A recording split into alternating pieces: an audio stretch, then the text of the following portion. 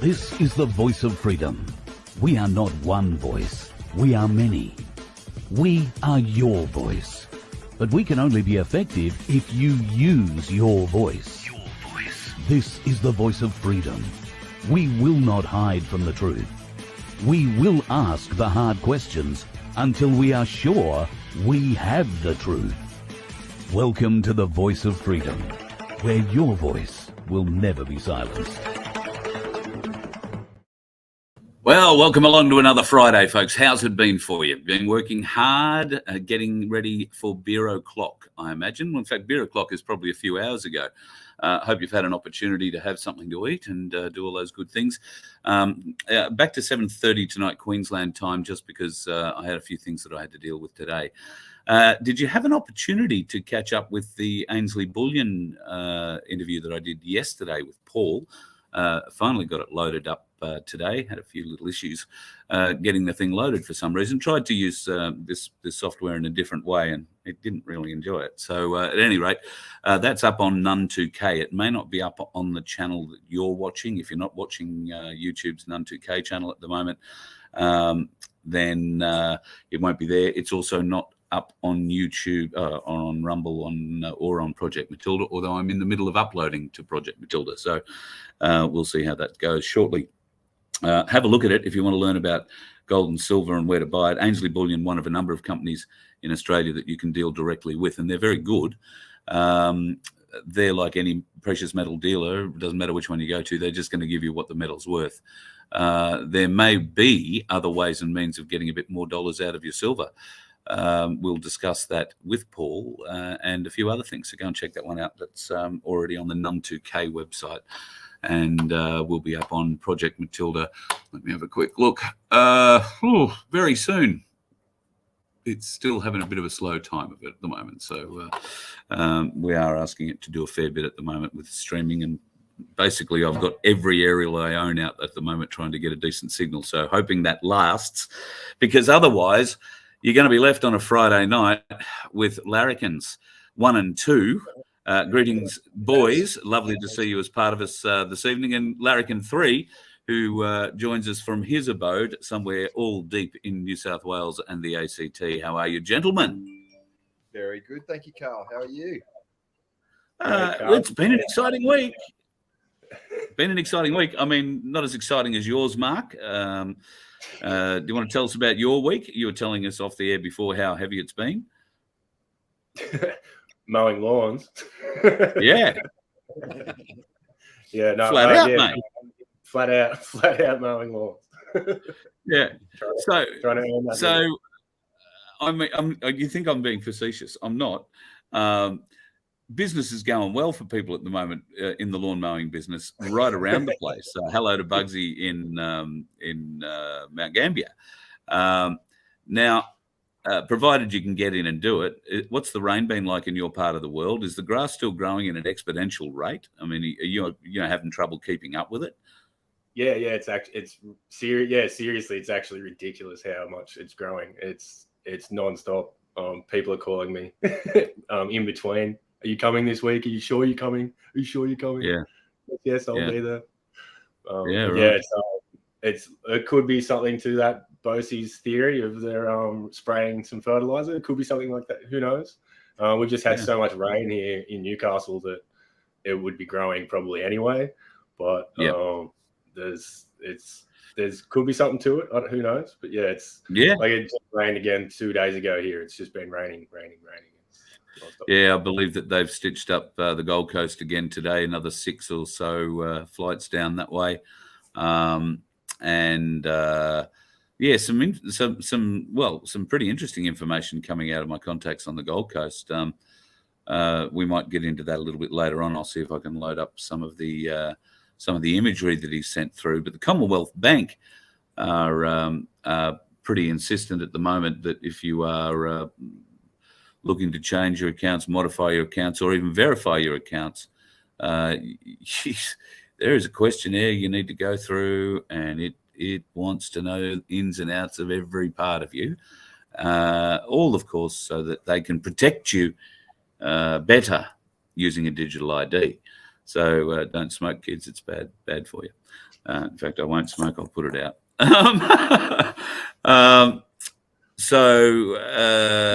He had a very interesting experience today with them, and sent me through some images that were snapped off the website. So I'll see if I can suck those in and talk about it. Galactic Cans 1 and 2 in Canberra. I neglected to give you your individual introductions. On the left, we have Bradford. On the right, we have Rob. And somewhere floating around will be the wonderful Neo. How has Canberra been this week, boys? Cold. It's still winter here. Yeah. Bloody cold. It's ridiculous. Absolutely Bloody ridiculous. cold. So the politicians are in town. I think they're sitting at the moment. There have been some pretty big revelations, particularly in Victorian parts about voter. Well, what would you call what's happening in Victoria at the moment with regards to the way that it is possible to skew the vote in Victoria? And did you find it interesting that Mr. Drury, I think his name is Glenn Drury, has come out and essentially explained it all? I don't know that he meant to explain it all and have it all go public like that, but there are a lot of questions that need to be answered about him or from him, and I'm wondering whether or not the media have actually got a hold of it yet. It's a huge scandal. Pay $55,000 a seat. Essentially, he'll guarantee you that you'll get a seat. That's right. I don't know. What are your thoughts, boys? How do we raise 50 grand? Yeah. Can we crowdfund that? Yeah. But it's exactly consistent with what's been happening, where it's exposing how the system works, whether we're seeing over in the America at the moment. We'll discuss that later.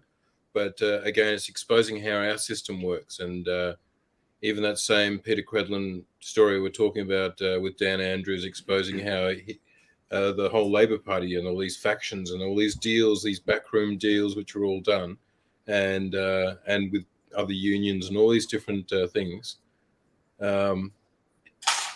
That's how our paradigm will change, will shift, is by educating people and changing the way everybody thinks and their understanding. Yeah.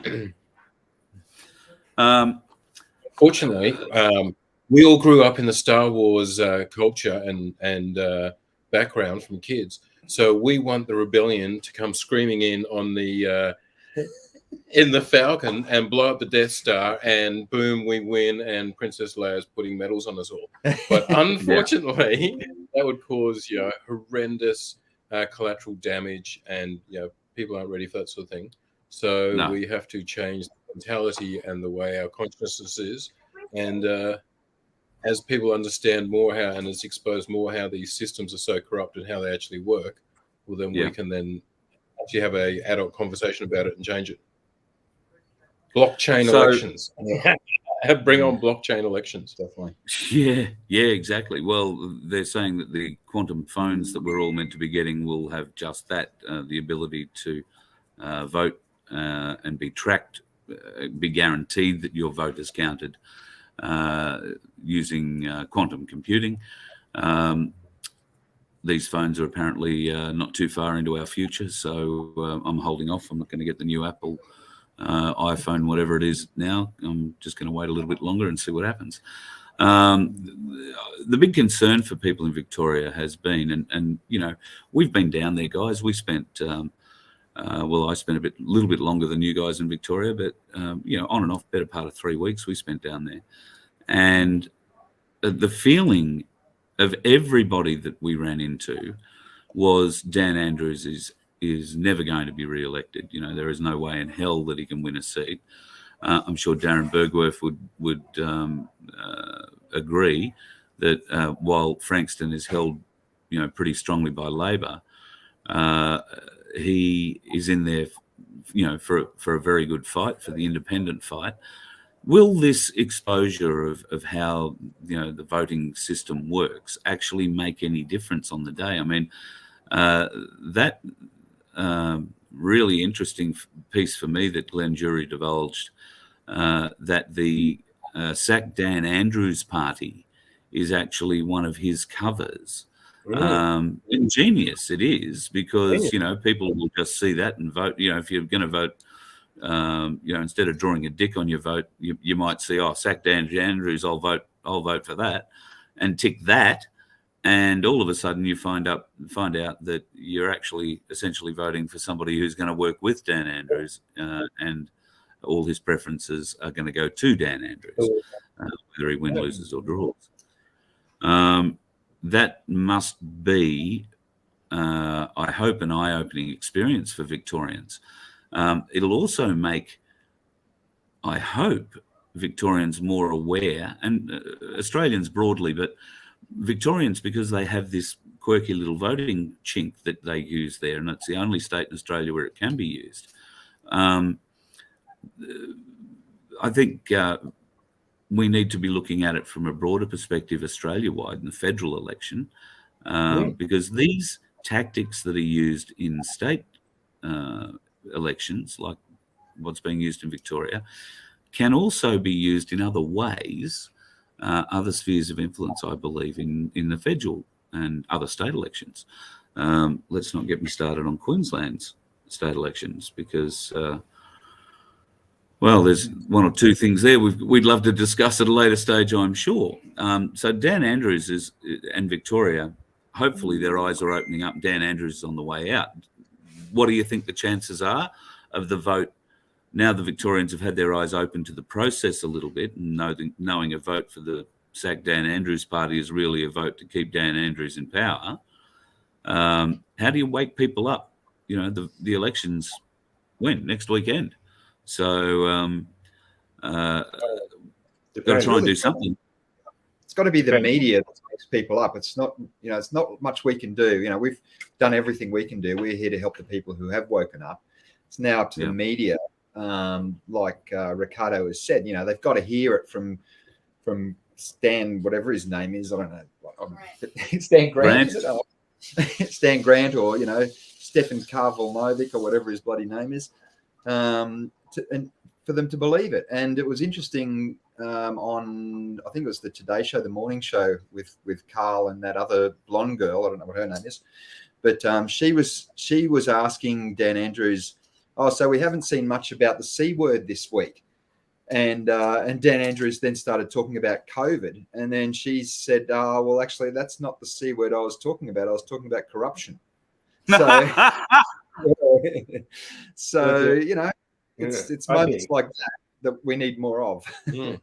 Yeah, I think it gets back to the whole premise that the system itself is broken. And that if we keep relying and trusting on the system to save us, it's just going to keep going the wrong way. I think people need to be prepared to see Dan Andrews stay in power, keep his seat, and then that's another wake up moment to show people that once again the system is broken and we need to change everything. The whole thing needs to be changed. It needs to, like Bosie says, start from the beginning. I think we've all been saying it through the whole movement of everything and what we've been following, doing our thing too. We need to get rid of everybody in power, say the system is broken, and how do we build a new one? Build a new one next to it. That's the hard thing. How do we get out of it with the new system? We don't know. And I think it gets to that we can't win without everybody figuring out what's going on.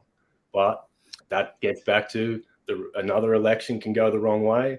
We take the scenic route, we kick over another stone, and we go, oh, look, there's more corruption there. It wakes up a whole lot more people, and we're going, like you said before, we're going on that slow rollout journey.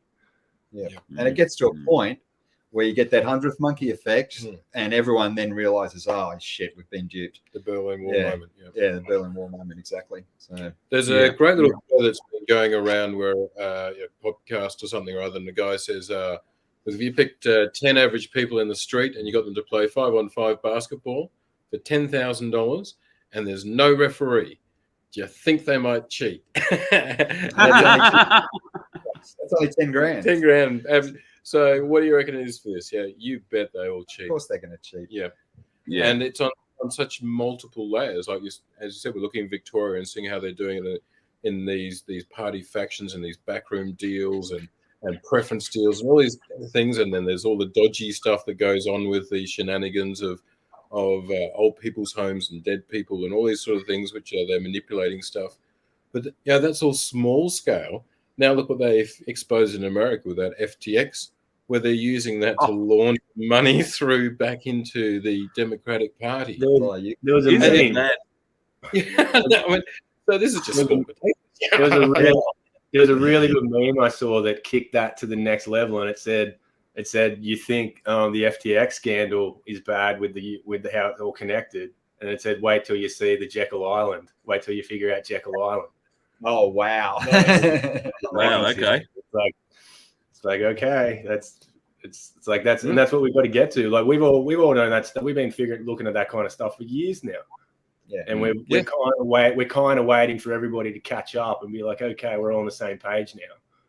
Got to admit, I haven't heard too many people talking about Jekyll Island.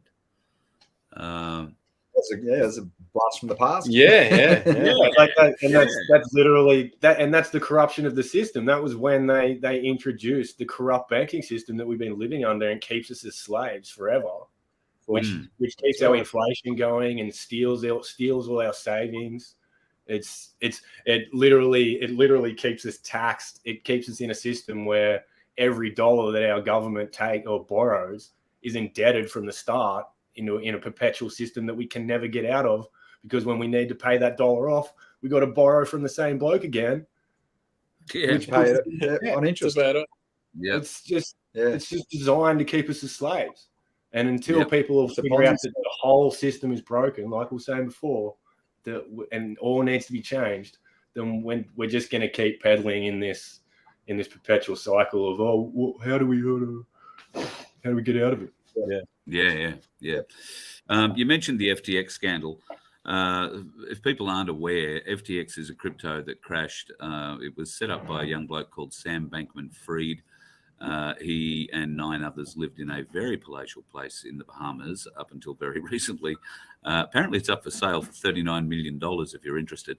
It's gated community and it's behind. It's in the most luxurious part of town, so that's available if you're up for it. Apparently, recently vacated. You might want to wash the sheets. Apparently, they were in a polyamorous kind of relationship. So I almost don't believe that they were like that dude was involved in it. Like, do you reckon the chicks were going, "Oh yeah, I want a piece of Bankman"? It's like, look at that. I mean, there's money. How far does money get you? Like, come on. Well, he was the youngest. Apparently, the youngest billionaire. $16 billion at the age, in his early 20s. So funny, and you might be able to do anything you want with that sort of cash. What is it? Polyamorous relationship. Sure, no worries. I mean, whatever. For those of us that have had one wife, we've found that's probably enough. For those that have taken on like 4 or 5 women. And men the same way, for women too, who've had men the same way. I'm being stared at from across the screen here, and quite rightly so. No, I'm not going to say 16 billion. A lot of those problems, a lot of that stress that you're getting from one wife. You'd think it would. Made a few just like that. Absolutely. Yeah.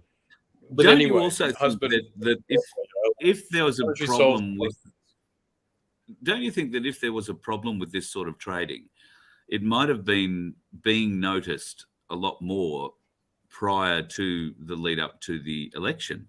Don't you think it's just interesting that all this happened on or about just after the election? All this started to crash down around their ears and all of it started to spin around and be exposed. I think this leads me onto the bit that where we talk about Trump and his announcement, his special announcement, as it was termed during the week. So I know you watched it, Rob and Bradford. Mark, you probably listened to it while you were mowing. I appreciate that. So, boys, I guess you were a bit disappointed, like the most of us, on first look at that speech. Now that you've had a day or two to digest it, what are your thoughts? It was underwhelming. I'll put it that way. Yeah, it was nothing that we hadn't heard before, and we knew that he was going to announce that he was running. Yeah, so that wasn't a really surprise. The thing that I did find interesting is he didn't actually tell you when he was running. There was no year mentioned. No, which I thought was curious. I found that. I mean, there was signage that said Trump 2024. Yeah. I would also point out that in 2015 there was a Simpsons episode. Yeah, and 2028 as well. It's flashed up. Is that right? Yeah, I didn't know that. Yeah, right. So that he was in. Yeah, so that I think is very interesting. He was also introduced as the President of the United States, not former president or the 45th president. There were also 19 flags behind him. Yeah. Now that's a throwback to the true constitutional, if you like, military side of the American Constitution, and 19 flags is very significant. So we'll talk, I guess, then about Nancy Pelosi. There's a couple of levels here to talk about her, I suppose. In his speech, he said she was fired and out of the country. Yes. Now, it does seem a little weird, doesn't it, Mark, that they would use those sorts of terms? She was fired, yes, fired by the people, but he didn't say fired by the people. He said she was fired and out of the country. And where do we suspect she's been for quite some time? So what are your thoughts? Yeah, that kind of, yeah, I mean, I don't dive into the speculation too much because I have no idea. People start going clones because she's been in the media for so long. So if we think she's been disappeared for a while, I start going, okay, you guys have your thoughts on that stuff. Yeah, I don't know. I think she's fired. Yeah, it was perfect timing with her husband's stuff going down for her to that's be probably out of that's probably a bad term to use in regard to the husband. the lubed hammer being thrown through the window. I was wondering how you're going to explain that in the X-ray. How did that hammer get in there? Oh, it slipped and fell on it.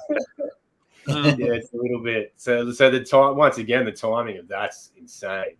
But I mean, but replacing her with McConnell to step a little bit the other way, he's in the club all the way. So is there really going to be much? Is there going to be much sort of change with him there? No, probably not. I don't know. I don't know. It's good to have Nancy gone. Hopefully she is in a hole somewhere because she's a horrible human being. Yeah. She though, well, it's a bit of a complicated, but there's a very good video from Mr. Reagan on Nancy Pelosi, and her family background. She comes from the Chicago Mafia, full on, like her father, full on Chicago Mafia.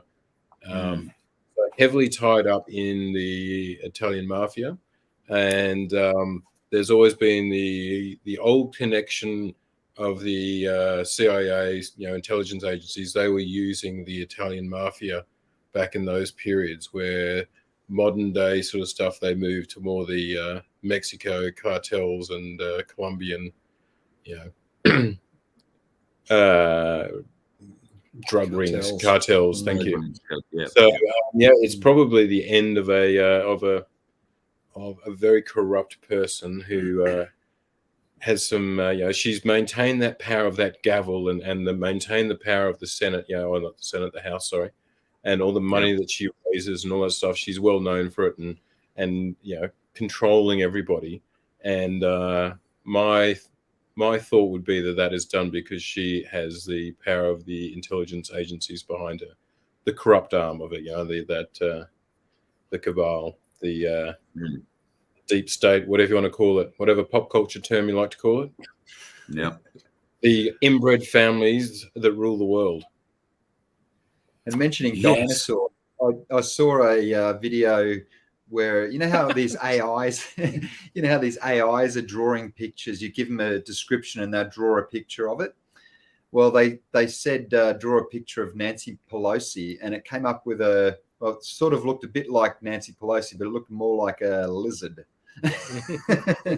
Interesting how an AI would get that. Interesting. Interesting.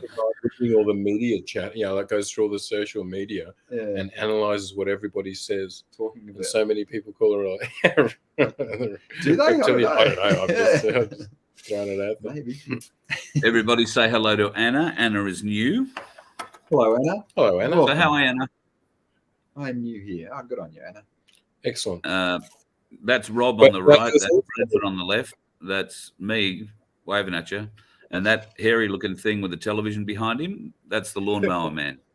The Lawnmower Man. Great movie. That was a good movie. It is a great movie. If you haven't seen it, go and watch it. In fact, I'm wondering now if that doesn't hold something for us. There are so many movies in the past. Anyway, that's another story. Tron is another one I'd like to rewatch. Blade Runner is another one. There's a few that I should watch now that my eyes have been opened a little further. I haven't watched them in years. Species, maybe also. Do you remember Species? Yeah. Yeah. Movie. I remember that. I'm thinking that there is half a chance with that. The Omega Man. Good one to rewatch. Yeah.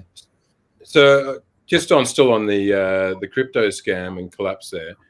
The other aspect to it which was exposed was that was a journalist who was who tweeted out saying that he had uncovered basically an Epstein-style ring that was going on there in the Bahamas within this crypto crowd, and it was again like an intelligence operation. So once again, it looks like we use the CIA, but it's the Five Eyes intelligence agencies are running these control operations, whether you're compromising people on an Epstein Island or you're controlling these kids who are running these these scam or exchange, but still, and then running all the money through Ukraine and through all the political parties, and ultimately, it's we should be looking at these Five Eyes intelligence agencies or a corrupt element of them and saying, hey, what are you doing? This is they ran the Russiagate scam to try and control who was president. They've then run. Nobody's answered for that. Yeah, they're trying to control who is the president. Why is that so? And why has it been allowed to run? I think we're going to find out, guys. Have a watch of this. I'll just have to bring this up and then hit play here. We're releasing a report today that details what we have uncovered. We're also sending letters to the Biden administration officials and Biden family associates renewing our request for voluntary productions of documents relevant to this investigation. This is an investigation of Joe Biden, the President of the United States, and why he lied to the American people about his knowledge and participation in his family's international business schemes. National security interests require the committee to conduct investigation, and we will pursue all avenues that have long been ignored. Committee Republicans have uncovered evidence of federal crimes committed by and to the benefit of members of the president's family. These include conspiracy or defrauding the United States, wire fraud, conspiracy to commit wire fraud, violation of the Foreign Agents Registration Act, violations of the Foreign Corrupt Practices Act, violations of the Trafficking Victims Protection Act, tax evasion, money laundering, and conspiracy to commit money laundering. The Biden family's business dealings implicate a wide range of criminality, from human trafficking to potential violations of the Constitution. In the 118th Congress, this committee will evaluate the status of Joe Biden's relationship with his family's foreign partners and whether he is a president who is compromised or swayed by foreign dollars and influence. I want to be clear. This is an investigation of Joe Biden, and that's where the committee will focus in this next Congress. We are releasing a report today that details what we have uncovered. We're also sending letters to Biden Start it again. officials and Biden. Beg your pardon on that one. So what do you think, boys? That's a fairly wide-ranging report. They're going to also investigate Hunter Biden's laptop, I think, within an inch of its life. Of course, they've had a copy of the laptop now for some time. In fact, they were able to find a copy of the laptop contents much easier than the FBI, it seems. They also announced, and these were Republicans who are now going to be in control of major portions of the committees, at least, that are going to be set up, including the Judicial Committee, which I'm really intrigued and pleased to see Jim Jordan will be chairman of. I think that is going to be an extremely telling committee, and they are going to hold public hearings. And I dare say a lot of information is going to come via those committee hearings. Now, I don't know that they can be set up anytime soon, because it's my understanding that until January 6th at least, but possibly January 20th or 21st, those sitting in the current Congress and Senate stay there, while the newly elected types come to town and learn the ropes. Are you guys any more familiar with the American process than me, or is there anybody watching that is? Put it up in the comments. I'll see if I can catch it. Pretty sure that's how it works. Still, I'm aware of that they don't have power until like January. Yeah. So we're being told in other sources, I don't know if you've been told this, boys, but I've heard it 3 times today from 3 different sources, that this game is definitely afoot. The movie is playing out nicely, and the public part of it was essentially started with Trump's speech. Now, Trump's rallies have always been, and he's held Oh, we've lost Carl. Oh, we've lost Carl. Excellent. Must be cold there. He's frozen. Yeah, he's frozen. Yeah. Well, the good bit in that article he was just playing was that with these investigations, they'll get access to those banking records. We were talking about this earlier, where the Republicans have been doing the investigation into Joe and Hunter Biden and this money that's been coming in from China and the Ukraine, and it triggers these action reports, which I've forgotten the name all of a sudden, but these banking action reports where it's like here in Australia, if you move more than 10 grand, you get red flags. Suspicious activity report. Well done. There we go. So it triggers these suspicious activity reports. Apparently, there's 150 of them, and normally both houses, both sides, the Democrats and Republicans, would have access to this. But Joe Biden changed the rules when he got into Parliament to stop the minor party getting access to these reports. So once they get access to them now, which once in January, they'll have access to them, and then they'll be able to actually show all the money being transferred from China and Ukraine and stuff to Joe Biden, the big guy, getting his Mr. 10%. Mr. Big. That's it. But yeah, so that will expose a lot more of how the system works and the corruption, because it's not just Joe Biden. I mean, Hillary Clinton was Secretary of State when that was all going on, and Obama in control. That's right. I mean, they talk about the Hunter Biden laptop, but what about the what was his name? Hugh Aberdeen. Emails. Yeah, that's right. The guy sounds like a dick because he was done for child sex. Someone in the comments. What's Wiener. Anthony Weiner. Well done. Wasn't he he's the husband of Uma Abedin? Aberdeen, yeah, and that's where the file marked I don't know, life saving or whatever. And that's life insurance. And that file was Frazzle Drip. Yeah, that's right. The New York that's throwing up after watching it. It was so bad. Yeah, and some of them had mental breakdowns, and some of them mysteriously died of suicide. Yes, 8 of them, I think. Something like that. Yeah. And they were all so disturbed by what they saw, or the fact they were going to do something about it. There's been a lot of speculation recently too about Hillary Clinton's when they got Hillary Clinton. Like, when did they swap them out? You remember the leading theory is the day that she fainted as she was getting into a vehicle. She'd been to some event in New York, and a van pulled up, opened up the door, and she sort of collapsed, and they had to throw her in. That's the leading theory at the moment. that there were agents inside, and somebody else she recognised that she wasn't expecting to see, and she must have known the jig was up. So the swap was made apparently at Chelsea Clinton's apartment, where Chelsea had also been picked up. So interesting. All this speculation is now back in the media again, particularly about them. I haven't seen. I've got to figure out how to turn these bloody notifications off. They're driving me mad. And do you remember today as well, Carl, that there was another Hillary that came out of her apartment with no security attachment whatsoever, came out and said she was okay. And then you look at her, and obviously it wasn't Hillary; it was one of her doubles. Yeah, true. Question: have any of you guys heard about that Russia sent a Kh-55 to Ukraine, Kiev, in that 100 missile barrage? Short answer to that is no.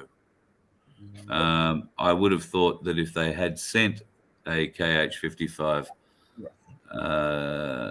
to Kiev, it probably delivered itself, and we'd know that there was a big hole left there by it.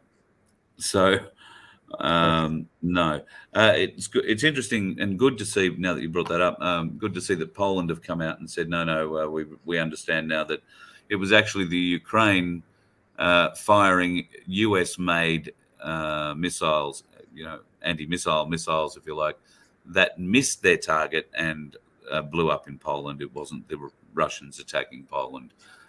Thank God for that. Yes, Marianne, I think you'll find that there are plenty of Victorians watching tonight. Hello to all the Victorians. Lovely people. And we look forward to coming back soon. Darren Bergworth's having a party on the 10th of December. Have you heard about that? Huge. I don't know. I'm not exactly sure what it's in aid of, but it's like a music festival, a concert. There will be music, bands, all good, singing, dancing, lots of mirth. That's of course presupposing Dan Andrews doesn't get elected, because you can be guaranteed if he does get elected, any dancing or gathering you'll do will be in your own lounge room. You'll have to be 1.5 meters apart and wear at least 2 masks to be safe from whatever the next iteration of the bug is. And then, of course, you will be asked to line up for your 5th and possibly 6th jabs in the very near future too. They've got some old stock they need to get rid of. I'm sure it'll be okay. No worries there. Let me have I put a couple of things up in here tonight, I thought, that I wanted to talk about. Oh, yeah, the Victorian state elections. We were talking about those earlier. Did you see this one about the telephone operators? Since when are we allowed to vote by telephone? Yeah. They did that now in the last election in New South Wales. Did they really? Yeah. And the day before the election, they announced because of COVID, they're allowing another 20,000 votes or something to come through. It was they upped the numbers somehow of people working and the way they could take it in. I can't remember the exact detail of it, but they definitely did it in the New South Wales election. I remember driving home, listening to it on the radio, just going, "What? How are you supposed to scrutineer a phone vote?" It's just, how is that anonymous? And how's it anonymous when you've got to bring it up? Yeah, exactly right. Do all your you verify that person actually did the right thing. Yeah, exactly. I just can't help but think it leaves, the whole voting system open to a lot of dead people. A lot of dead people voting by phone. Definitely, yeah, easily. I mean, I know Granddad died, and he might have died suspiciously, but he was old and he'd had a good life, and his heart just gave out. Okay, the mortician said they couldn't get the blood out of him, but that seemed a bit weird. But he would have wanted to vote for Dan. He thought Dan was good. He saved him. So that's the kind of thing. I'd pick up Granddad's phone and vote for him. He'd want me to do that. Yeah. Interestingly, that cartoon series that Pauline Hanson put out before the election, which was excellent, The only one that was actually banned was the one that pointed out that I think it was the 2010 election was won by less votes than the amount of people that voted more than once. Yeah. Wow. Yeah, that was the only one that got banned. Yeah. Yeah, It's funny that. funny that. Yeah. What a shock and surprise. For all those people who voted by the phone, I guess. Yeah. Yeah. Yes. So, sorry. I was going to say sorry, the Mark. point. No, go ahead. The point they on the radio, just to clarify what I was saying before, was they said there's been an extra 20,000 COVID cases reported, and because of that, we're opening up the phone lines because we know people don't want to go out mixing and da da da da. Of course. Reported. Of course. That's why. Yeah. And that's why I was like, this is just insanity. But Insanity. They can say They've anything used to it to achieve bring it. in a lot of things. Yeah. The old problem reaction solution. I don't know, David, that's actually going to happen unless it's what happens after the military trial. Let's talk about the military then. We talked about Trump. There were a lot of signals, I believe. He spoke in a lot of code on his speech on the 15th. Spoken a lot of code. He never announced he was running for president of or for election in 2024. He just said he was running for president of the United States of America. That would be the Republic of the United States of America that he would be referring to, I think, given that there are those 19 flags behind him. Now, we've been talking about him stepping into the role of House Speaker and then Biden stepping down after all of this exposure from the FTX scandal, the Hunter Biden scandal, and the other stuff that's going to come. Obviously, Kamala Harris will not step up, and because she'll be arrested as well. That leaves a straight run for Trump to be quite rightly put in as president, as he would be next in line as Speaker of the House. He can be elected to Speaker of the House because he is a Republican. The other thing is that having announced that he's running for the presidency, it makes it very hard for him to be arrested for anything. It's really a difficult thing to arrest a candidate for the presidency of America. So any sort of deep state plot that they thought they might be able to get him with won't really happen. Also in the speech, he didn't distance himself by saying much. He distanced himself by what he didn't say. He didn't refer to the fraud of the election, the most recent midterm or the 2020 election thing that everybody has spoken about ad nauseum. He didn't refer to it at all. He only spoke about going forward. That sort of drew a line in the sand for me. It's more like a look over here, don't watch what's happening over here moment for me. And I think there was a number of those in that speech. It was, like you say, very ho-hum. He was always going to run in 2024. But it was the way he was introduced, the 19 flags in the background, a few of the things he said. He also referred to Joe Biden as already being shot or had his last shot, I think was the reference there. Joe's had his last shot. I think there's also been a lot more favourable media, particularly of military in Australia. We've seen a lot more ships entering port. I'm not sure if she's still down there, but the USS Tripoli was in Hobart a couple of days ago. Now, I imagine she would still be there because when those boats come to town, that's a big, amphibious warship. They have a couple of thousand or more people on them, and they will come to town and go around and see the sights and do a few good deeds. That's usually what happens when the sailors come to town. Interesting, though, that there are also ships in Sydney, Brisbane, and I believe in Darwin. I believe there are a number of military ships off the coast of Queensland and off the coast of Western Australia.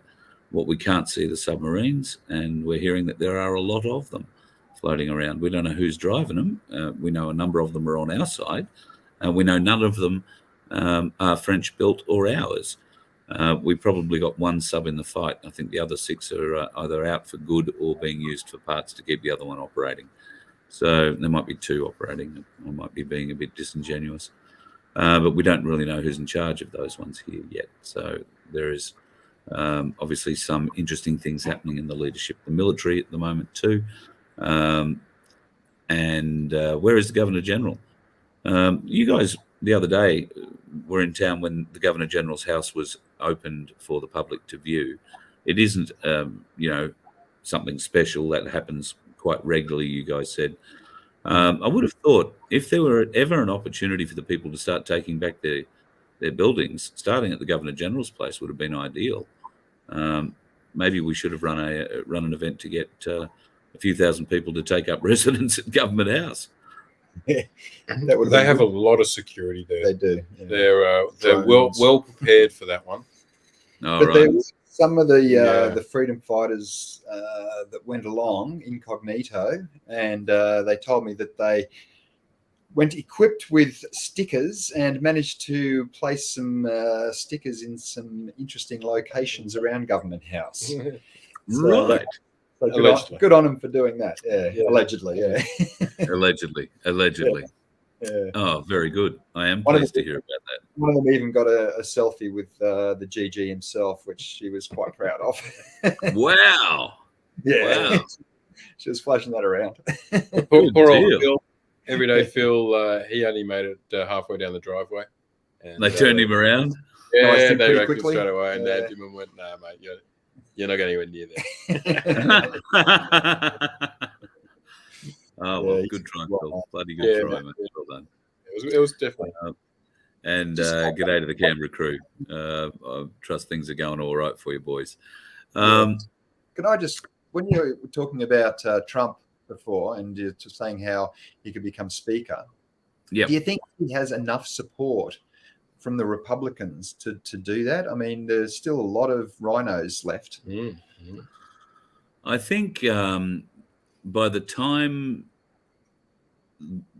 the possibility or the reality, if you like, of Trump being able to be elected Speaker is upon us, those rhinos will have been arrested along with the rest of the Democrats. God, there's going to be no one left. So there's going to be no one left. So it's going to be a pretty easy choice, and anybody who was going to step up and say, "Oh, I don't think that's a good idea, Donald," would be a very brave person indeed. You've got to think that everybody would be, the military in particular, would be looking at them. So, I don't expect that it will be a standard kind of House battle election for that job. You talk about McConnell taking over. Well, I'm pretty confident that that's either an actor or a robot playing him. It's hard to tell the difference between the real him and a robot. I've always found him a very difficult, sort of funny sort of bloke to listen to, and duplicitous in every manner of the word. Guy just reeks untrustability. So I would expect he'll be arrested, along with quite a number of other.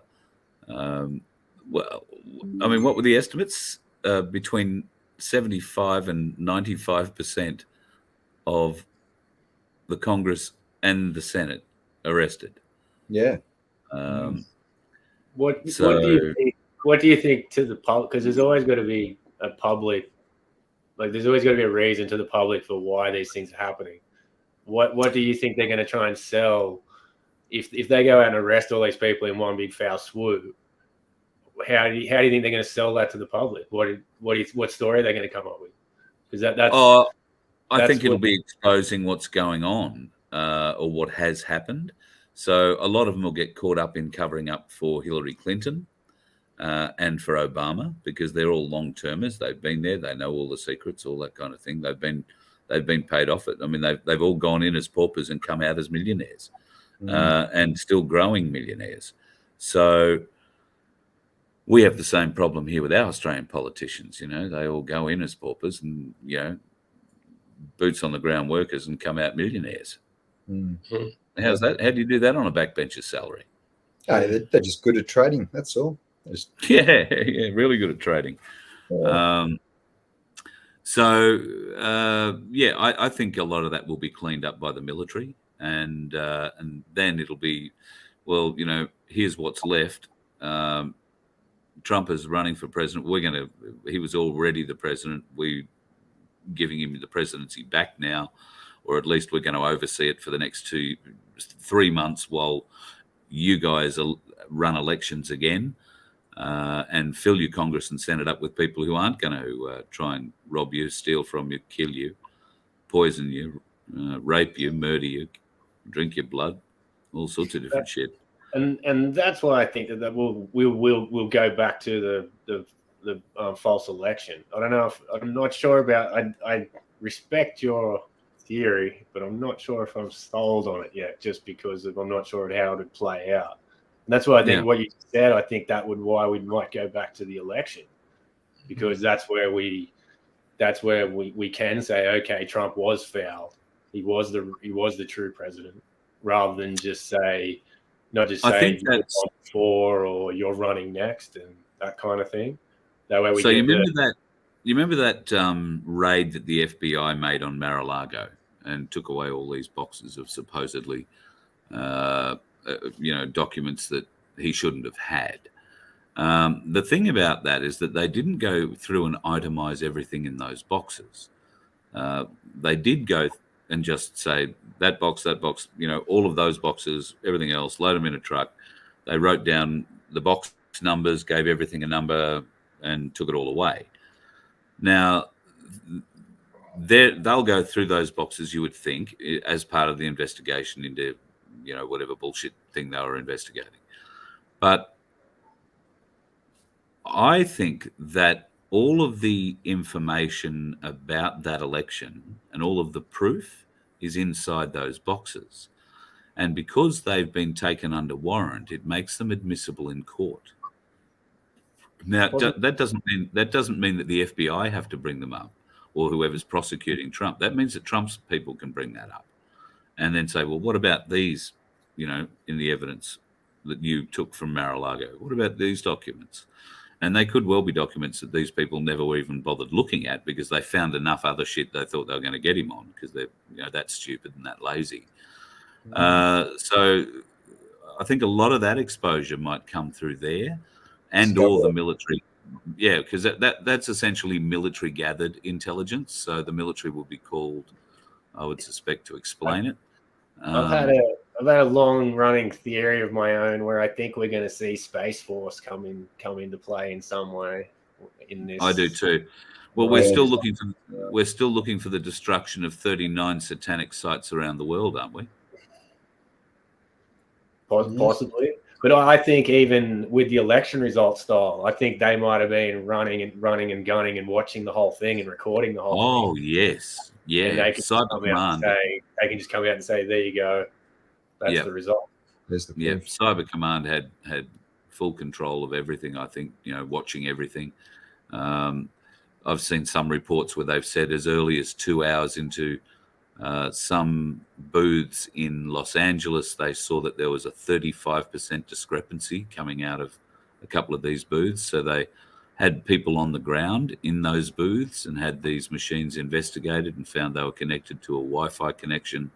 And a couple of those machines, I believe, were seized, and the data logs were accessed, so they know who had access to the machine, what they changed, and clearly it was a fairly significant change to see such a large discrepancy so early on. So something happened there.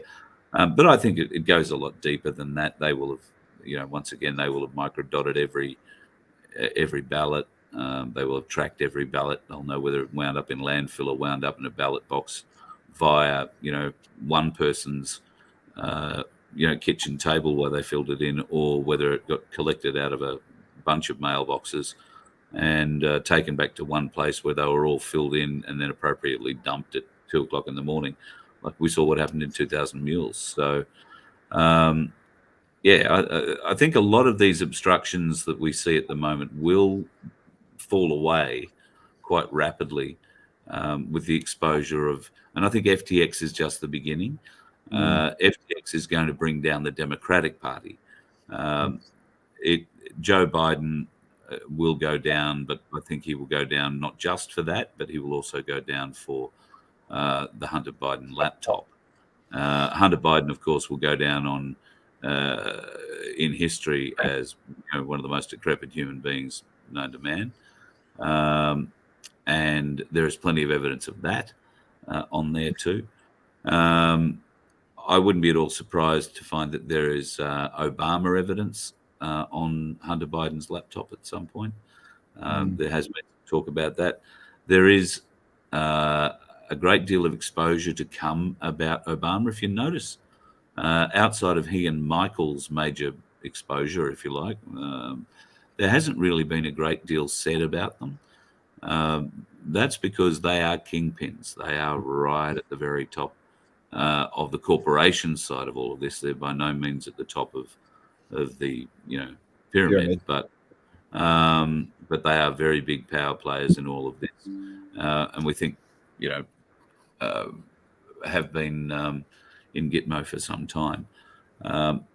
I haven't seen the reports of their execution, but I haven't been reading them or keeping up with them for a while now. So that may well have happened. I get a sneaking suspicion he's going to be held out, and he will be one of the great confessions that we see. Once people see Obama confess and Michael confess, then that's going to shock people, especially when he's confessing as Michael. Yeah. So, I think that's going to be very interesting next few weeks. And, of course, in Victoria, in Queensland, in New South Wales, I think in South Australia, everybody now is being told to mask up, mask up, mask up. Thankfully, I haven't seen too many people doing it. I did see some fool today driving around in a car with a mask on by themselves with the windows up. Oh, it's crazy. I saw a bloke with a face shield and a mask in a car. Oh, by himself. He got out, and I just started laughing at him, and he just kind of put his head down and kept. Oh, they do look ridiculous. I was at a bakery the other day, and the lady behind the bakery had a mask on, and she was Asian, and I couldn't hear her. I couldn't understand what she was saying. Couldn't lip read. I couldn't. So every time she said something to me, I beg your pardon. I'm sorry. I mean, yeah. I'll tell you what, it was the hardest loaf of bread and jam donut that I bought for Laura, not for me. Of course. No, I bought a Neenish for me. God, it was the hardest conversation I've ever had. And I said at the end, do you have to have the mask on? Oh, yes. Very sick. I said, who's very sick? You very sick? No. All you people very sick. Okay. So okay, right. Yeah, right. Okay. No worries. Thank you. Well, it's well in culture to wear masks, that's for sure. Well, yeah, true. Now, boys, I want to get onto my place. My place at your place, because that's really going to involve all of us going to somebody's place. So we're looking for places to go, I guess, is the best way to do it. So if you have a My Place, and I know predominantly at the moment Victoria is where they're at. There is one in Singleton, which I think is kicking off. Cherie will kill me if I get this wrong. 4th of December, I want to say, My Place Singleton is kicking off, and that sounds like it could be a good place. I know that there are a couple in New South Wales, Queensland, we might be able to get to. And there are a few popping up in regional Victoria. So we might have an opportunity to go to those.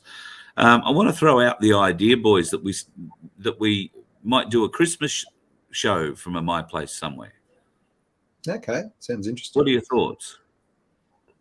Sounds good. Yeah, I like the idea. Yeah. So all we would need would be a town who says, "Come and do Christmas with us." I don't mean Christmas Day. I just mean let's pick a date somewhere close, and let's have a Voice of Freedom Galactic Larrikin Christmas party. Christmas special. Special. And we might see if we can't arrange a few special guests. Yeah. Come on, someone from Newcastle. Come on, someone from Newcastle. You want someone from Newcastle to come? Oh, yeah, because they don't have to travel far. As long as it's better than the Star Wars Christmas special when I was a kid, because I still have nightmares about that. The Star Wars. Well, I promise there won't be a lightsaber involved. Good. I can't promise the entertainment's going to be flash. You guys, one of you might wind up juggling, and the other one might wind up doing stand-up jokes. I wanted to be a stand-up, but I just prefer to sit. Boom, boom, boom, boom. So, yeah, if there are folks who are interested, get a hold of Cherie at vofhq.com, and we'll see what we can do about organising a Christmas party. Now, we are going to get on the road again in the not too distant future. I'm not sure whether or not you guys are going to be coming up. We need to catch up with our friends in Hervey Bay. And Di, that means you. I've got to ring you. I've been saying that for 2 or 3 days now. And we will catch up very soon. Hopefully we'll figure out a date somewhere, end of this month, early next month, which means a week and a half, 2 weeks away. And we did have some interest from folks in Rockhampton. I haven't spoken to Cherie today to find out whether or not we've heard any more about that. But regardless, we also have to come back to New South Wales. We've got a couple of bits of interesting new equipment we've got to pick up. And the lovely Michelle, who did sing for us at our Penrith show.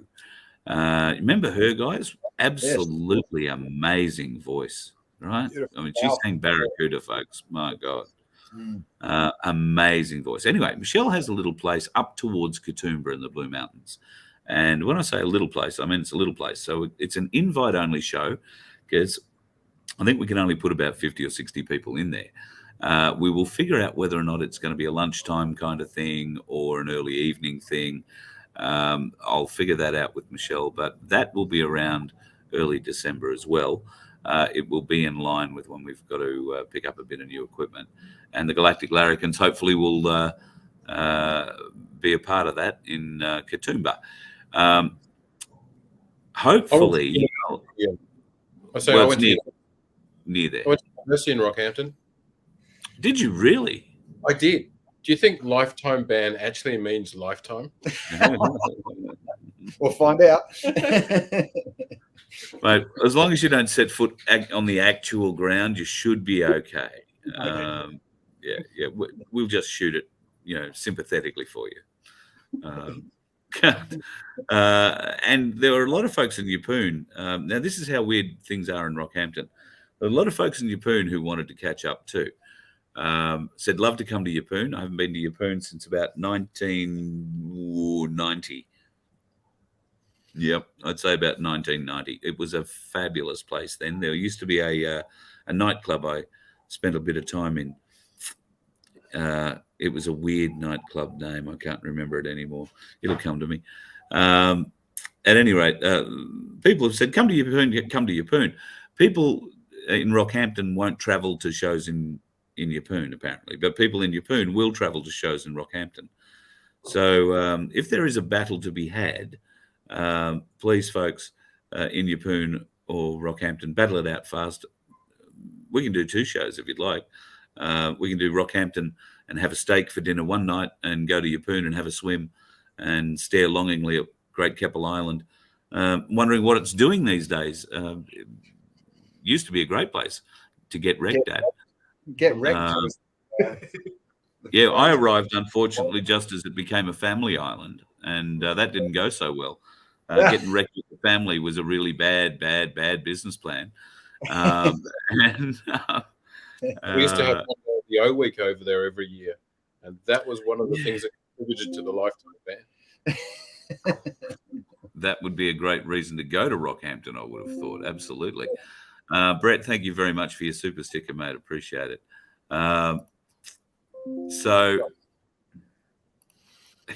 I'm just thinking, O week over there, how much vomit must have gone into the sands of Great Keppel Island? Yeah. Oh, God. A lot, yeah. Oh, God. The last time I saw pictures of the resort, and it was torn up. You know, it had been vandalized. It had been, you know, every window in the place was smashed. That may not have been vandals. That might have been strong winds or cyclone or something came through. I don't know. But yeah, really, really trashed. And the owners of the island were struggling to figure out how to make it, you know, viable again. I believe it has opened up again to tourists and paying customers. It opened up just before COVID.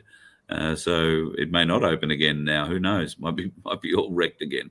But be interesting to go and have a look and swim in Keppel Bay, Roslyn Bay. I think those are the two main bays around Yeppoon. So that, and if you're further north, hey, I don't know, we're happy to go a bit further north, aren't we? We could go to Airlie Beach, we could go to Bowen, we could go to Mackay, Townsville, Cairns, Innisfail. Yes. Resorts that have been wrecked. I last time I saw there were at least two resorts which aren't operating in the Whitsunters. I think Lindeman and South Mole, I believe, both wrecked by cyclones, and they didn't have insurance or something, so they couldn't rebuild. They just can't get insurance. The insurance companies just won't cover them anymore. Yeah. So. That sucks. When I was driving up there last year, a few times, would drive through this particular area before you get to Serena, sort of between Marlborough and Serena, and it's like somebody's come through with a couple of big, you know, D10 bulldozers and a chain and felled all this wood, all these trees. Couldn't figure out why. It took about 3 trips for me to figure out it was a bloody cyclone that had brought it all down. It was amazing, the damage. Even today, I don't know how long ago the cyclone was. I suspect it was one of those really big ones from, you know, maybe 10 years ago. But God, the amount of damage, and it's ripped a swathe a couple of kilometres long and wide through and across the highway. So interesting little things we can stop along and have a bit of a chat about on the road. Love to see all that, because folks drive past that sort of stuff every day. There's also a whole heap of really interesting Australian war memorials along the road, and emplacements, battle emplacements, gun emplacements, all sorts of old things that are along the highway that I'd certainly never heard of before. So you never know, we might make quite a little road trip out of it and see how it goes. It'll all depend. The folks might have to help us fill the fuel. I mean, your Fiesta's not too bad, Rob. But that bloody van of yours, I don't know, Bradford. Geez. Yeah, and it's diesel too, so it's twice as expensive. Yeah, I know. You and me both, brother. We're both diesel heads. And Mark, well, you're going to have to ride with somebody because we all know your car's not going to make it anyway. It's been stuck in the mechanic for 6 months. Oh, I know. So the next leading question is, do you recommend the mechanic? Yeah, he's cool. He's got. It's since we think it's because the insurance. When I crashed it a couple of years ago, the insurance hasn't fixed it properly, and now I'm waiting for that whole process to go through. But it's just taking forever. It is. I'm hoping I'm getting a new car out of it, maybe eventually. But fingers crossed. In the meantime, I crashed the other one, and it's just never ends, man. There seems to be a theme popping up here, Mark. Yeah, it does. Yeah. That's not. I promise it's not because of me. I promise. You said you crashed the car twice. No, I didn't crash. Oh yeah, well, the first one I was just driving home from the beach, and I was 100 k's on the highway, and it just started raining, and the road must have just been super duper slippery kind of thing. I was just driving in a straight line. Next thing you know, 360 into a rail. Oh, wow, that'll do it. Yep, So, that'll do it. Yeah. And well, first rains after summer, always. Yeah. The roads are slick, always very, very slick. And I've seen that happen on plenty of highways up here in Queensland too. Happens a lot. So another thing, folks, be safe on the roads. Don't be dickheads. Remember that. I'm pretty happy that we're going to be going ahead with a few more shows with the Voice of Freedom and the Galactic Larrikins coming on. Hoping, Mark, understand you've got a business and you have to look after that, but we hope, you'll be able to play a role on the road with us too. We're looking forward to getting around and seeing as many people as possible in as many areas as possible. So we would love to do a My Place at Your Place every Saturday. I think that's our goal, to do a My Place at Your Place every Saturday. And if we can fill in the days of the week going around to other My Places, then, that'll be great. But if not, we might just pull up at a war memorial somewhere and do a show.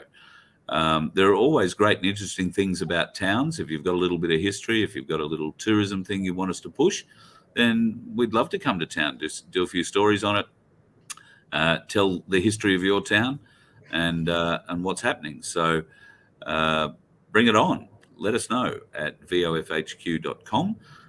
You can get a hold of Cherie or you can get a hold of me. And very shortly, you will be able to get a hold of the Galactic Larrikins at vofhq.com as well. If I haven't set it up already, I can't remember. I think I did. I just may not have told you guys. So we are very keen to see as many people as possible at those shows. And, if we can help you get a bit of a laugh, find a bit of information, then glad we can help. That's what it's all about. Lifting people up and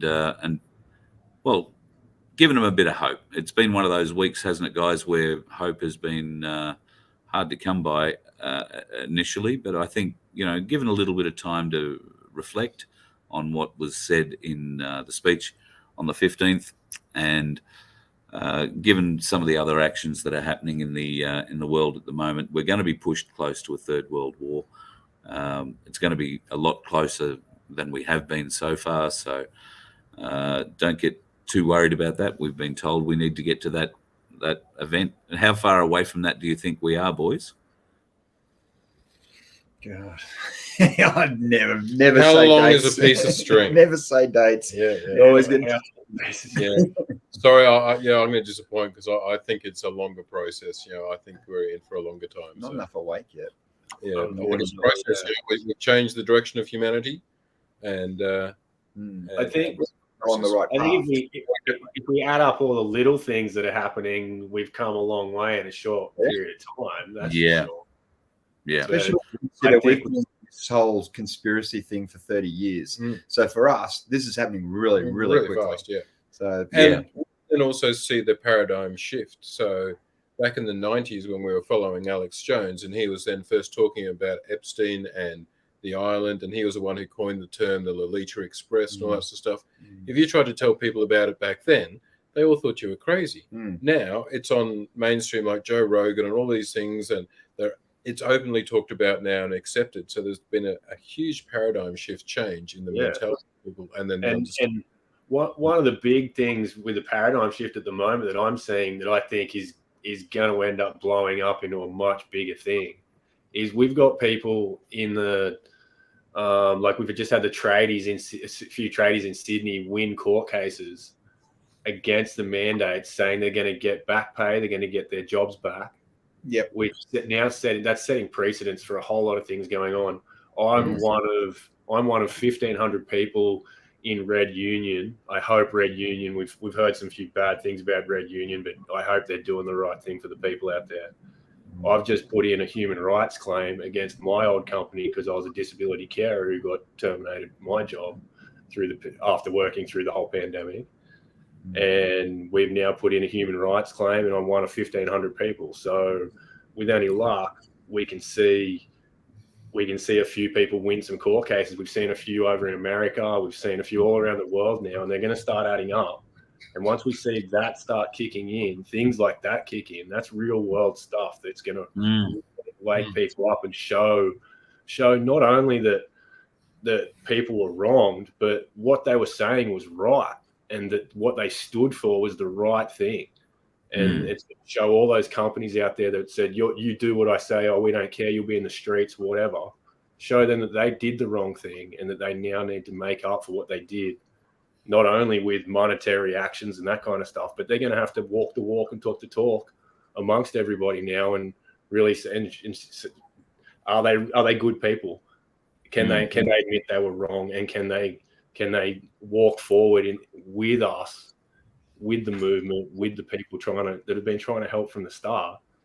And that's where I think the paradigm shift could really kick in, things like that. But yeah, that's one big one for me. Like I was amazed to see those wins. I couldn't believe it. That's why I'm a lawnmower man now, because I had to do what I had to do, and I've been doing that for over a year now, and I'm making my way. But to just have 10 years of my life stripped away from me for nothing, and then people just now tell me to forget about it, like the media was literally running propaganda saying, forget about it, let's move on. Yeah. People aren't going to move on, and we're now starting to see some really cool results. Yeah, that is exciting news. I also saw out of New South Wales. Now, I haven't had time to check this, so take this as a what you will at the moment. I don't know that it's 100% true or not. Where is it? Maybe I haven't brought it in yet. Give me 1 second. So this popped up today. New South Wales has become the first state in the country to criminalise coercive control. From today, repeated abusive behaviour with the intent to coerce or control will carry a sentence of up to 7 years in jail. If you or someone you know needs help, 24/7 support is available at. Coercive control is now an offence in New South Wales. Now, I haven't had time to check if that's actually real yet, but would that not place every doctor and nurse in New South Wales in a great deal of trouble? And business. And every business owner who has forced their staff to keep their job. Because remember, that's how they played the game. Remember, Scotty Morrison came out and said, we can't mandate it. But that's right. Businesses can. Business can. Yeah. So now quick shout to Aussie Cossack who snagged Alan Joyce during the week. That was hilarious. That was really wonderful, wasn't it? I don't know what Alan Joyce expected. I think at the start of it, he expected it was going to be quite a jovial thing, but Cossack clearly. And I watched the one where he wandered into the Medicare office and tried to give the woman there $1. He obviously brings a PA system into the building with him. Yeah, he did. So that's obviously because his microphone isn't working well on the camera or whatever. But I thought that was hilarious. And then the hackers sent him an email congratulating him on his video. That's right. That's hilarious. That was interesting. Yeah. So, I mean, we're taking bets on how long the Aussie Cossack's going to either wind up in jail for this time, or are they going to give him a visa? Is he going to be allowed to leave the country? Can they get him out of here fast enough? I think it's hilarious. Good luck to him. He's doing an awesome job. Cossack is doing an awesome job, and I owe him a phone call. So yeah, they've got a big thing happening in Sydney tomorrow, and I think it's happening all around the country tomorrow. You guys participating in that? Saturday. Oh, that's right. Tomorrow. I'd forgotten about it. Been night shift work for the last 2 days, so yeah, I lose track of days. That'll make you go a bit wiggly. What about West Australia, guys? The Sea Gypsy here has had this question up for a little while. What about Western Australia? I mean, there are some new bills being put forward there. some of the most restrictive conditions anywhere in Australia, certainly in our history, and I would go so far as to say pretty much in the world. These conditions, this ability to come into your house, seize your property, seize you, jab you. They are writing laws now and talking about passing them now in Western Australia that will allow them to grab a hold of you, hold you down, and have you forcibly vaxxed. It's terrible. So some of those controls seem to have come straight out of Victoria's playbook. That would be what they would be doing now if they weren't in election mode. Yeah. There is a strong line of thought at the moment that Dan Andrews and McGowan are being controlled by somebody in Canberra, and that somebody in Canberra has the last name of Rockefeller. Yeah. So you blokes got a neighbour you haven't been telling me about? Don't know, but Dan Andrews is definitely he was World Economic Forum. Yeah. Remember, he went to the he was groomed up by them. Yeah. So maybe McGowan, has anyone looked into him? Maybe probably the same thing, or he's probably the same thing. Yep. Controlled. Thank you to Alex and Kanga Collins and Sue. Project Matilda. G'day, Daniel. Daniel's giving us $5 tonight. Thank you, mate. That's lovely of you. Project Matilda, if you haven't got onto it, folks, go and check it out. ProjectMatilda.com is the address. Go and sign up. You can pretty much be guaranteed you'll see everything that comes out of all of the freedom speakers who've got a site there. It's not going to be taken down like YouTube will do. Probably quite likely with this one at some stage because we've been talking about medical things. Bruce, thank you very much for your sticker too. And Sunflower, as always, a godsend. Boys, it's going to be an interesting week. We're going to have maybe another chat Tuesday or Wednesday of next week because I think the landscape is going to change dramatically. Particularly the Victorian government or election landscape, and quite potentially the world landscape is going to change in the next couple of days. There is a lot of interesting noise about China and about Asia being forced to follow either China or America. The CCP have been very strong in influence in large portions of Asia, but they gain that influence in ways that don't win friends. So people that are coming through and offering an alternative to Chinese control, I think are being greeted very warmly at the moment. I have friends in the Philippines, and I can tell you that there are navies outside of China's there at the moment, and a lot of very formal discussions going on with the government there. So might see something more out of that in the next little while. Of course, that's interesting because they're very close to the South China Sea as well. So Old Xi Jinping gave True Dodo Bird a bit of a dressing down. Yeah. All right. So tell us about that. Oh, you didn't see it? I didn't see it. Oh, well, like the G20. G20, that's right.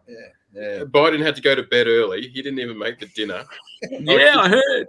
He called a lid on the whole thing and had to go to bed early. The battery went flat. Something like that. And go ahead, Mark. Yeah, Xi Jinping goes up to Trudeau. Oh, yeah, Xi Jinping goes up to Trudeau and says, the things we discussed have been leaked to the media, and that's completely inappropriate.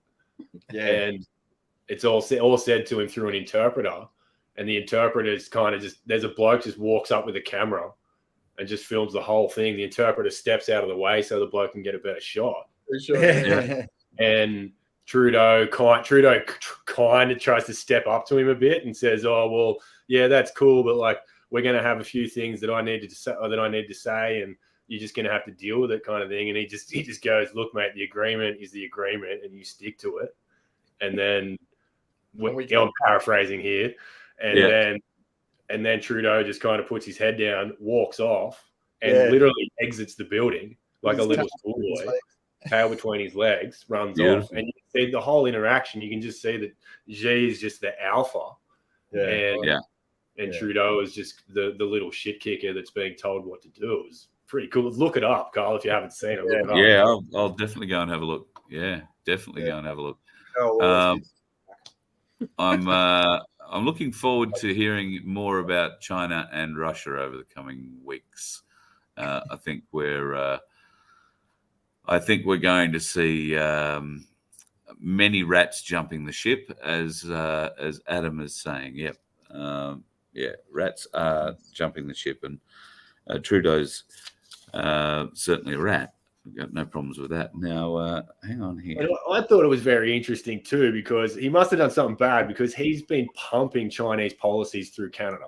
Just he literally sits there and says China's the best. China's the best. So whatever he did, he's done something pretty bad. He's obviously leaked way too much stuff to the media that's supposed to be, because he took his oath to keep the Queen's secrets, but he's obviously didn't take an oath to keep Xi's secrets. So clearly.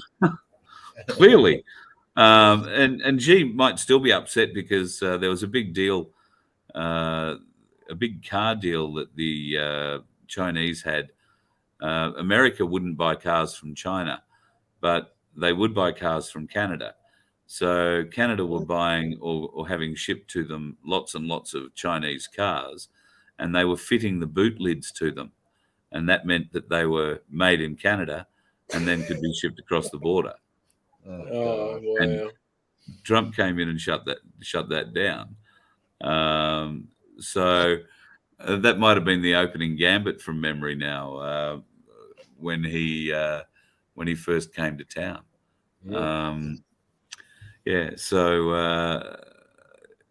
Interesting times ahead, folks. Interesting times ahead. Have you noticed that the bloke who isn't doing any talking at all is Vladimir Putin? Yeah, that's true. Yeah. Watch this space. I think it's going to be interesting when he does start to talk, because when he does talk, he just throws out bombshell after bombshell. It's just like truth after truth after truth. And I think, the American thing that's going on at the moment with Trump, once that becomes a little clearer, and a few more, of the unawake have their eyes peeled open, we're going to see a lot more from them. So interesting times ahead. It's going to be a good week. So we'll try and catch up one day next week, eh? Yeah. Yep. I look forward to it. Mark, you'll have to have a shower, obviously, because I just had one. I swear. Don't want you coming in all covered in grass clippings and shit, So. Folks, the website. Can I say one thing about Putin, what he says, on some of the things he says? I watched one of his speeches, one of the last ones that he said, which was, a couple of weeks ago. One of the very interesting Easter egg that he's put in there was he spoke about the golden, how the Georgia Guidestones had the 500 million people for the total population of the earth. Yeah. He said the golden billion. Oh. And he said, you might have to go back through and find it, but he spoke about the golden billion that the elites want to take the earth to. And I just thought, I was like, wow, I can't believe he said that. Yeah. Which shows so much into depopulation, what they've been doing to us with all the trying to make sure everyone's getting sick and doing whatever. It just shows, like, if that guy, he knows some stuff. He's that high up and he's putting out those kinds of lines. I was amazed. I was just like, wow, I can't believe he said that. That was amazing. 500,000 to $1 billion is also they're having problems with inflation as well. Well, go and invest in gold and silver. You got no problems with inflation. That's it. Yeah, I hear tell there's a great video on gold and silver on my channel. I've heard Ainsley Bullion look after their customers really well too. And Ainsley Bullion, marvelous looking after their customers. In fact, there were a number of them in there. I think they thought that I was wheeling in cases of gold or silver, because all of the camera cases and gear was all packed in hard cases, and I brought it in on a trolley. The only thing I wasn't wearing was an officious-looking badge and a gun. So yeah, people made, we'll let this fella out of the way. Oh, that must be very heavy, you know. Oh yeah, it is. Get mugged on the way out. Yeah. Well, unfortunately, I walked out with the same gear I walked in with, and none of it gained any value. While I was there, everybody else walked out with something of a bit more value than that. So, but I've got to say, it was a really interesting experience to sit down and talk with Paul about the different bars and why you pay more for certain things, like a normal, 1 ounce ingot, for instance, is one price. A stackable ingot is a different price. It's a bit more expensive. Why is it that way? The coins, for instance, why is a 1 ounce coin worth more than a 1 ounce ingot? And the answer to most of that is in the detail, but go and check the video out on Nun2K. It hasn't been uploaded on the other channels. It's just on Nun2K. So that's the YouTube channel, NUNN2K, and you'll find it there. Thank you, gentlemen, for coming on and joining me on your Friday night. Really appreciate it. And I'm a bit disappointed that I'm the only one having a drink. So, my vodka. I mean, sucking on a slushy. See, now in Newcastle, that used to have a whole different meaning. Yeah. I've been scooping the parmesan cheese out of the carpet. Oh, well, geez, you've been fighting Neo for it, have you? By the way, we saw a good movie during the week called My Son Hunter. My Son Hunter. Brilliant film. Excellent. Really if you good get stuff. A chance, got to watch it. It's hilarious. Bloody funny. It's actually a comedy. Where did you find that? Where did you find that? I think Daily Wire or whatever that one, whatever Ben Shapiro's channel thing is. Yeah. They put it out, whatever Daily it is. Wire. The other Larrikin, good old Quacker had it. So, we got to watch it. It's definitely worth the money, whatever it is, $20 to spend. It's hilarious. They've taken all the pop culture, all the sayings and all the stuff we've been seeing. All the quotes from Biden and Hunter and everything and all the corn stuff. Pipe and all that. Yeah. What's that? Brilliant. Corn Pop. And my rusty Corn chain. Pop. Rusty chain. It is very funny. It's definitely funny. And it just drops all this truth bombs all the the whole way thing through is just the corruption. Excellent. We all right. But for the normie, it's a brilliant film. Yeah, definitely. Should we tell people too that well, we haven't really talked about it.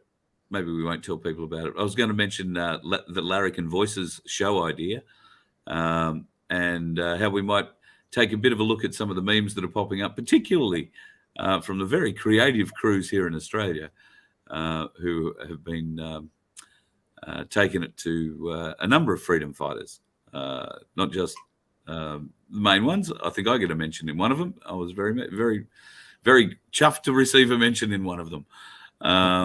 There are some really creative. I mean, they do these things to try and hurt you, and some people get their nose out of joint. I love them. I love creative people doing creative shit, and if that's taking the piss out of me, then more power to you. And I'm happy to promote the hell out of you for doing it, because I think it's funny. So I think we should have maybe we can choose a time and have a show where we have a look at the memes of the world going around that week. What do you reckon, boys? Sounds good. Sounds good. Well, I know that.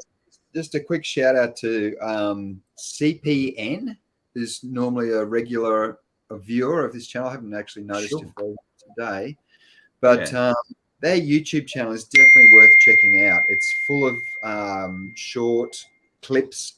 There's a couple of you, Carl. I don't know if you've seen.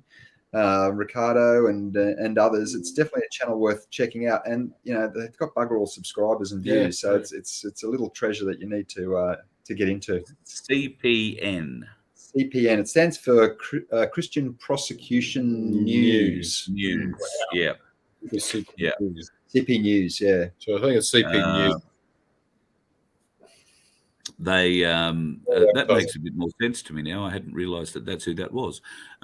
Yes, that makes a lot more sense to me now. Yes. So I haven't seen CPN in tonight at all, actually. So, No, I haven't seen him or her. I'm not sure. Yeah, must be having a night off. Check out the Galactic. Thank you. They're good. Yeah, they're good. Good. We're almost to subscribers. We got a viral video during the week. That was pretty cool. You did too. Now listen, Neo the Wonder Dog. Is he safe? Is he happy? Is he hurt? He's fine, mate. He's here lying on the ground. He's recovered well. He's a tough dog.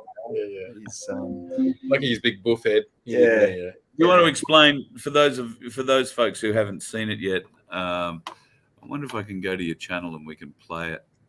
Am I allowed to play it? Is that? Yeah. Of course you can. You can download it and put it on your channel if you want. We don't care. I just don't know whether or not. Gee, I can't even run search these days for some reason. Do it. Oh, I know why. Because I'm not working inside YouTube. That'll make it a bit harder. Yeah. Let me try it this time. So just set this up for us. You guys were out working. Yeah, well, this is at the Tent Embassy, and we were there just seeing what was going on, reporting, as we do. What did Ricardo say? Accurately reporting history is what we do. And there's one of the Tent Embassy people who think they own the place came down and told all the white people that we weren't welcome and we had to leave, which we thought was a bit racist, but who are we to judge? And so she's walking around telling everyone to piss off, and Neo was tied up. He was all right. And he was very happy to see what was going on, as he always is, wagging his tail. And she walked towards him. So, unfortunately, I haven't trained him the best with jumping up. And he sort of, wanted to jump up and say hello. She walked into him and just kneed him in the guts, kneed him in the chin. And I've got it here. Let's have a look. There we go.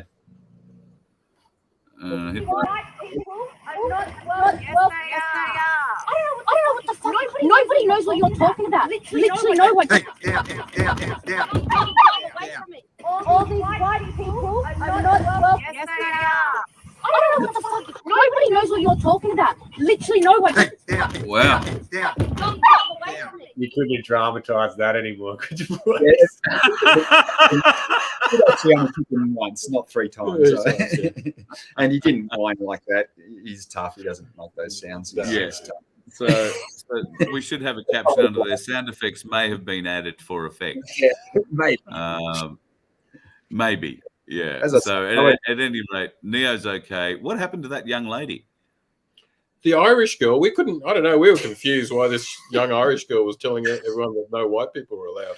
She looked a bit Greek too, I thought. But red hair, blue eyes. I thought she was Irish. She was calling us colonists, like we. I don't know, really. Yeah, I don't know. Yeah. But very. I'm a Ngunnawal boy. I was born here in Canberra, so I'm probably got more entitlement to that place than she does. Yeah, absolutely.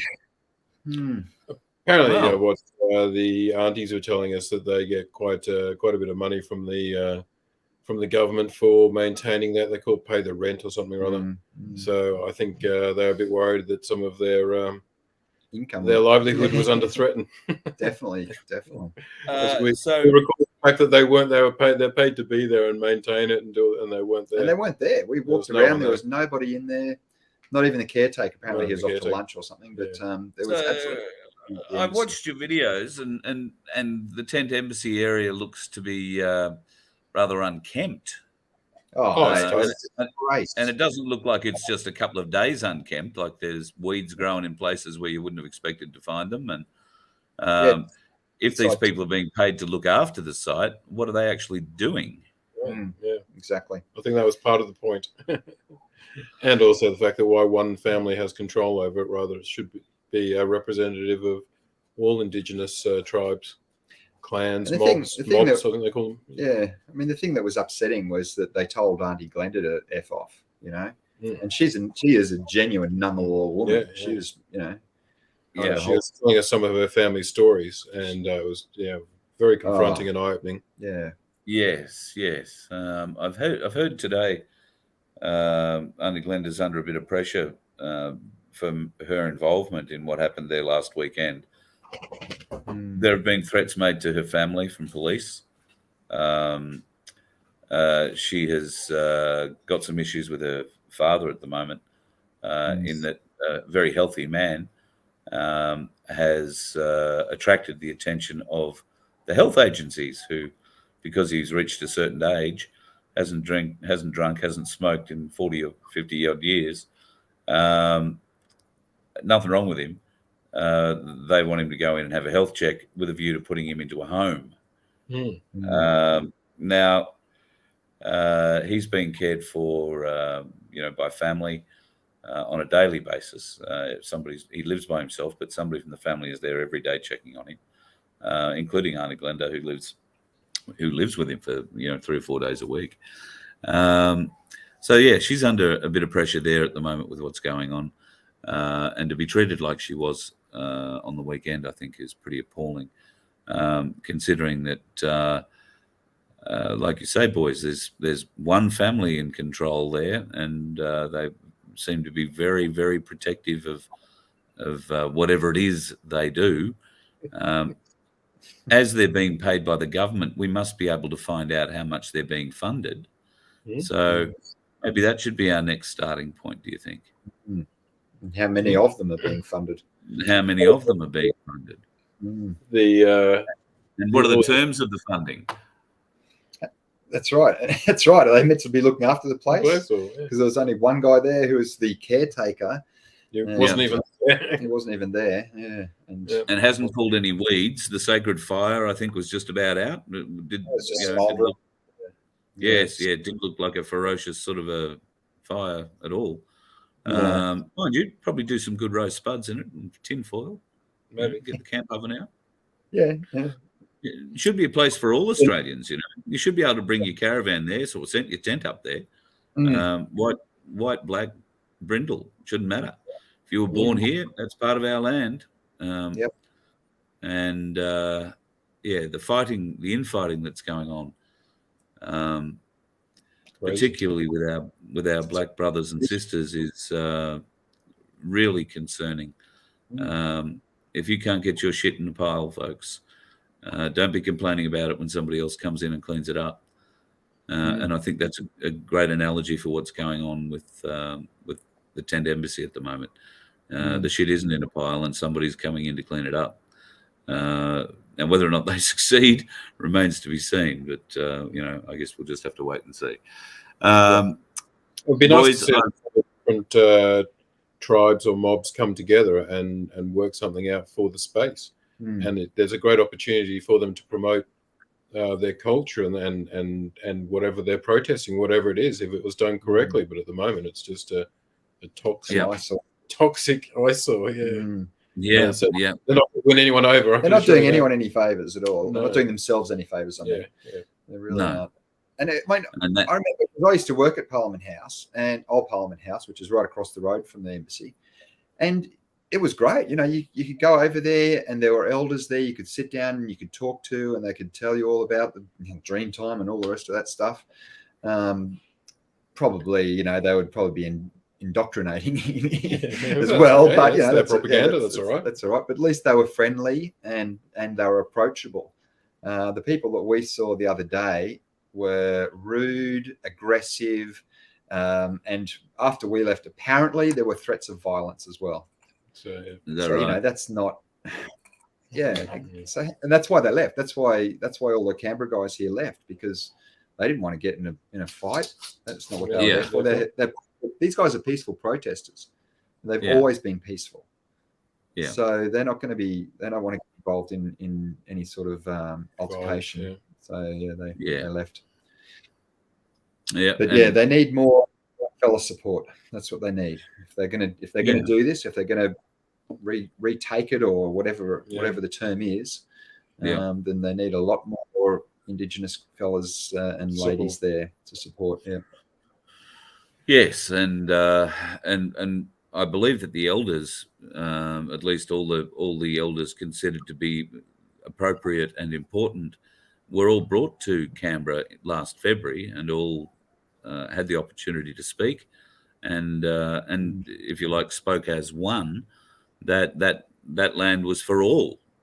You know, held their fingers up for one people. For all people, we are one people.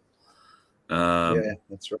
So clearly, this family and maybe a few others have missed that message from the elders that were collected from all around Australia in a 4-wheel drive bus and brought to Canberra over the course of a month or so. That bus toured around and picked up elders from remote locations all over the country and brought them to Australia, brought them to Canberra. And if there were a bunch of elders that have to say, that have the say, then they are they, and that was their message. We are one people. So I hope that that message starts to sink in, because it's certainly what the majority of us believe, and the sooner we can come together, the sooner we can get rid of these corrupt bastards running the joint, and life will be better for everybody. Absolutely better. Definitely. Gentlemen, thank you again. A wonderful, wonderful evening of interesting chat, and I'm sure there'll be more of it next week. So look forward to catching you up then, boys. Likewise. Sounds great. Sounds good. Thanks for having us, mate. Pleasure. No worries. The Galactic Larrikins always. And you can check out their channel too, folks, on YouTube, Galactic Larrikins. You can check out that video of Neo copping the knee to the chin. No, it wasn't a bad knee or anything like that. The boys have taken some creative license there, so don't go and get too concerned about Neo. He's a tough dog. There's going to be some interesting stuff happen over the weekend, I'm sure, so I will endeavour to keep you up to speed with that over the weekend. If you are on the roads, be safe, folks. Doesn't matter where you are. It's going to be a bit slippery in some places. It's going to be bloody hot in others. So brings out the dickheads either way. Just make sure you're not being out there and on the roads, being one of them. It's the safest way to go. Enjoy yourself, and thanks for watching tonight. Thank you to those folks who donated in the super chat, and you can donate at vofhq.com. All the money that you donate, we use to get on the road, and with the Galactic Larrikins coming on the road too, it just increases the mouths to feed and the fuel to pay. But we hope to, greatly enhance the quality of broadcast in the not too distant future, and really look forward to having you along for that ride too. VoFHQ.com. We will have some T-shirt news shortly. People are available, going to the website and trying to order T-shirts at the moment. We'll have some new designs up for you very soon, and hopefully a new way of shipping them to you. So it cuts me out completely. All you do is go through the website, tell us what size you want, and somebody will send it to you. Works out really well. Have a great weekend, and talk to you over it when earth-shattering things start happening. Be good, be safe. See ya. You let one ant stand up to us, then they all might stand up. Those puny little ants outnumber us 100 to 1. And if they ever figure that out, there goes our way of life. It's not about food. It's about keeping those ants in line. That's why we're going back. Does anybody else want to stay? Let's rock!